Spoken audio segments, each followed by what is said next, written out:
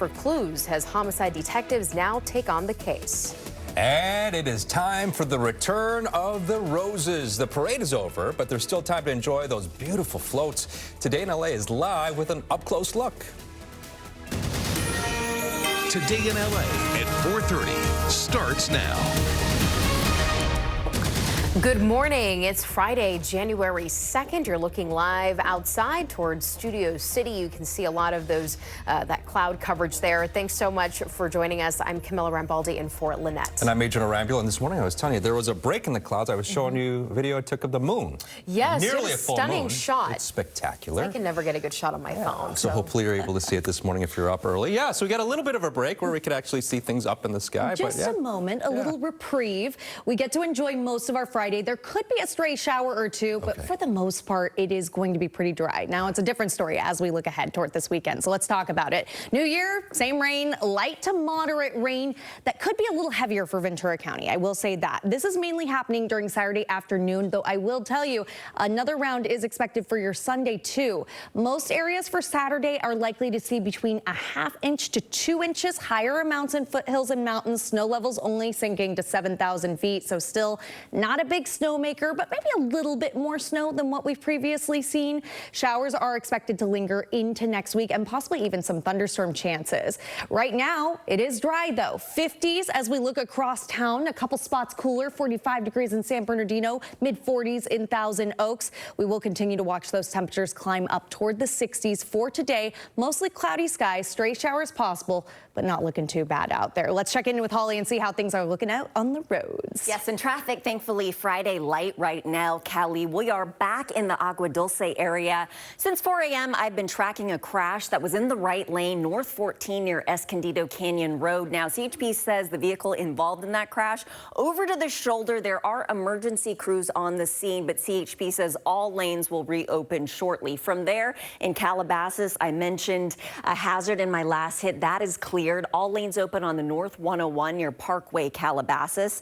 And then on the West 210 Glendora to Glendale, a drive of 17 minutes, speeds in the 70s. Things look good through Irwindale, Monrovia, and Arcadia. Coming up, we'll head to Corona. Back to you at the desk. All right, thank you very much, Holly. 4:32 right now. Well, today you can see the Rose Parade floats up close. It's a great opportunity to see all the amazing detail of these floral sculptures. And they are works of art, and they're lined up in Pasadena right now for the annual Float Fest. And that's where we find NBC4's Brittany Hope. And Brittany, did you have a favorite float? It was hard to pick. There were so many beautiful floats.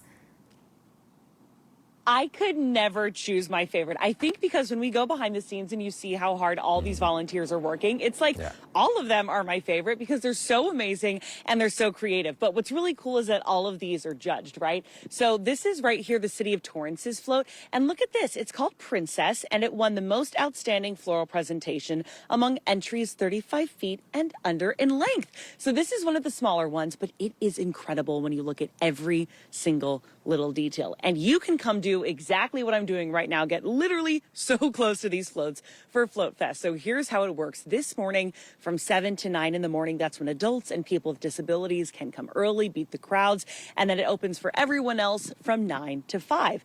Tomorrow you can come as well. The hours for Float Fest tomorrow are 9 to 4. So you have a lot of chances to come here and look at these. I have 4 tips for you, though, if you are coming. First, it's a clear bag policy. You can't bring big backpacks, anything like that. They have to see what's going on in there. Second, no pets, just service animals.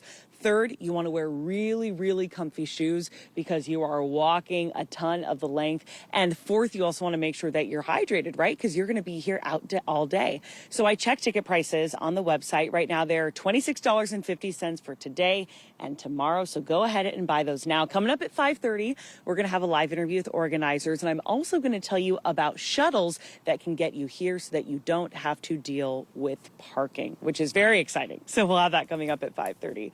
We're live in Pasadena. Brittany Hope for Today in LA. Brittany, quick question for you. How did the floats hold up after all the rain? Do they look like relatively intact? Because you saw them ahead of time. Do they look relatively, in place? They look amazing. I mean, I'm looking really closely down here with the roses. Honestly, it almost looks like when you're going to the florist and they have all of the flowers in a refrigerator, right, with water drops on them so that they stay really fresh.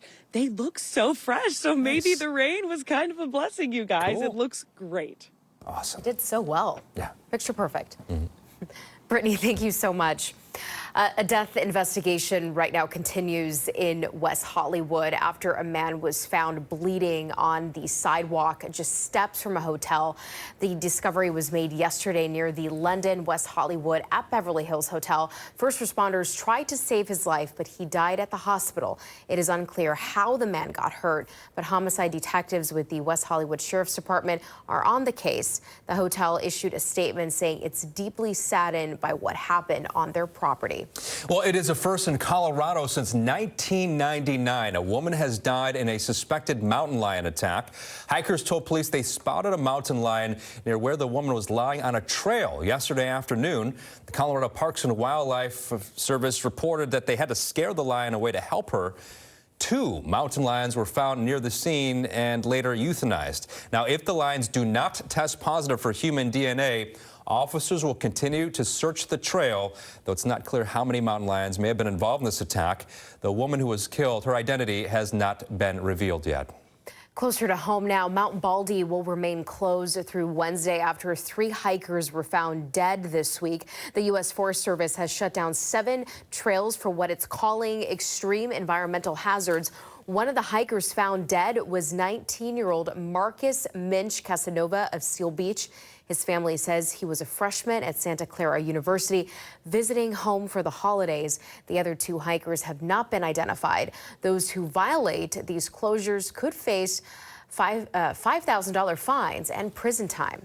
Well, we were concerned that this would happen with the back-to-back holiday storms, and in Sherman Oaks, mud and equipment slid downhill from a construction site right toward the backyard of a home. The people inside that home were evacuated as a precaution.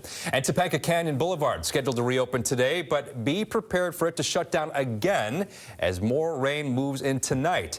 Caltrans says crews have cleared out mud and debris that washed onto the roadway. The 3.5-mile stretch from PCH to Grandview Drive will reopen at 5 this morning.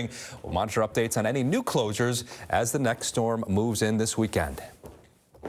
All right, stop the spam, and we're not talking about the ham, but rather those annoying phone calls. Yeah, the new tool to help you delete your personal data that lives online. And why the noise issue over these Waymo charging stations in Santa Monica.